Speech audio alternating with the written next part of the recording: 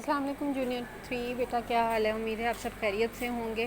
بیٹا آج نکالیں آپ اسلامیات کا جو ہمارا باقی کام رہ گیا تھا، اس کی آج ہم پڑھائی کر لیں۔ نبی کریم صلی اللہ علیہ وسلم کی حیات طیبہ سے رواداری، صبر و تحمل اور حسن معاشرت، اس میں آج ہم پڑھیں گے حسن معاشرت۔ بیٹا حسن معاشرت کا مطلب ہوتا ہے معاشرے میں مل جل کر لوگوں کا رہنا، ایک دوسرے کی خوشی اور غمی میں شریک ہونا اور ایک دوسرے کے ساتھ اچھا برتاؤ کرنا۔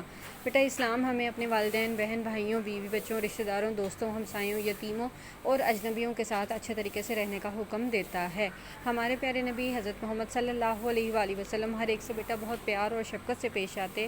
آپ صلی اللہ علیہ وآلہ وسلم بڑوں کے ساتھ عزت اور بچوں کے ساتھ شفقت سے پیش آتے، بیماروں کی بیمار پرسی اور مہمانوں کی مہمان نوازی کرتے۔ آپ صلی اللہ علیہ وآلہ وسلم دوسروں کی غلطیوں اور کوتاہیوں کو جانتے ہوئے بھی معاف کر دیتے۔ آپ صلی اللہ علیہ وآلہ وسلم ہمیشہ صحابہ کرام کے ساتھ مل جل کر رہتے تھے۔ ایک مرتبہ ایک بوڑھی عورت سر پر سامان اٹھائے جا رہی تھی، بڑھاپے کی وجہ سے اس سے چلا نہیں جا رہا تھا۔ آپ صلی اللہ علیہ وآلہ وسلم نے آگے بڑھ کر اس کا سامان اٹھایا اور اس کے گھر تک چھوڑ کے آئے۔ حضور اکرم صلی اللہ علیہ وآلہ وسلم صرف مسلمانوں کے ساتھ ہی شفیق و مہربان نہ تھے بلکہ غیر مسلموں کے ساتھ بھی اچھا برتاؤ کرتے تھے۔ ایک مرتبہ مکہ مکرمہ میں سخت قحط آیا۔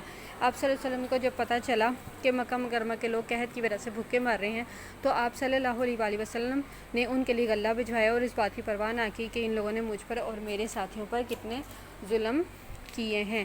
بیٹا نبی کریم صلی اللہ علیہ وآلہ وسلم کی زندگی سے ہمیں یہ سبق ملتا ہے کہ ہمیں آپس میں مل جل کر رہنا چاہیے، ایک دوسرے کی ضرورت کا خیال رکھنا چاہیے اور ایک دوسرے کی خوشی اور غمی میں اس طرح شریک ہونا چاہیے کہ یہ معاشرہ جو ہے ایک مثالی معاشرہ، بہترین معاشرہ بن سکے۔